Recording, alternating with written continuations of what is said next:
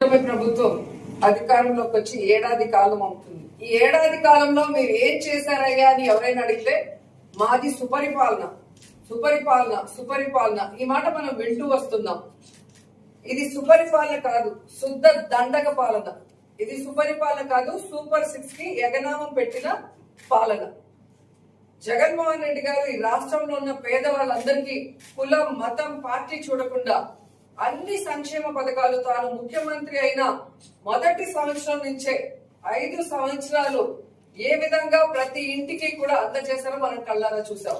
అంతకు మించి ఇస్తానన్న చంద్రబాబు నాయుడు కూటమి ప్రభుత్వం ఈ ఏడాది పాలనలో ఒక్కడంటే ఒక్కటైనా ఇవ్వడానికి ముందుకొచ్చారని నేను ప్రశ్నిస్తున్నా.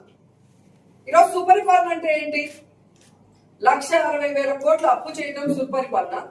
ఫస్ట్ ఏడాది 81,000 కోట్లు ప్రజలకి ఎగనామం పెట్టడం సుపరిపాలన. చెప్పిన సూపర్ 6 లో ఒక్కటి కూడా అమలు చేయకపోవడం సుపరిపాలన.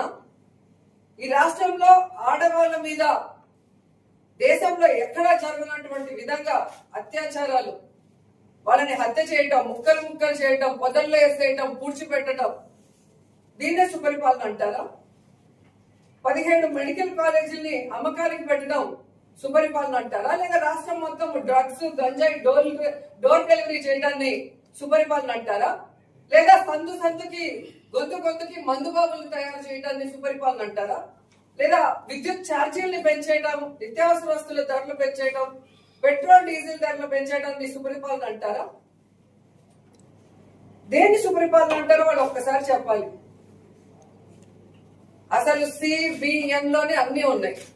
సి అంటే చీటింగ్, బి అంటే బాధుడే బాధుడు, ఎన్ అంటే నేరాలు. చంద్రబాబు నాయుడు ముఖ్యమంత్రి అయిన మొదటి ఏడాదే ప్రజలకు ఇవ్వాల్సిన ఆయన ప్రామిస్ చేసినవి ఏవీ చేయకుండా 81,000 కోట్లని ఎక్కొట్టి చీటింగ్ చేశాడు.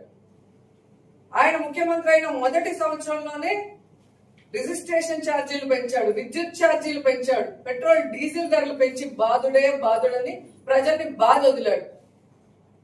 చంద్రబాబు నాయుడు ముఖ్యమంత్రి అయిన మొదటి సంవత్సరంలోనే IAS ఆఫీసర్లని లేదు, IPS ఆఫీసర్లను లేదు, వైఎస్ఆర్సీపీ నాయకులను లేదు, ఎవరి మీద పడితే వాళ్ళ మీద తప్పుడు కేసులు పెట్టి కనీసం తప్పు చేశారా లేదా అనే వెరిఫికేషన్ కూడా లేకుండా రిమాండ్లకు పంపిన తర్వాత కూడా కేసుల మీద కేసులు పెడుతూ ఒక తప్పుడు రాజకీయానికి ఎలా తెరలేపి నేరాలు చేస్తున్నారో మనం అందరం కూడా చూస్తున్నాం.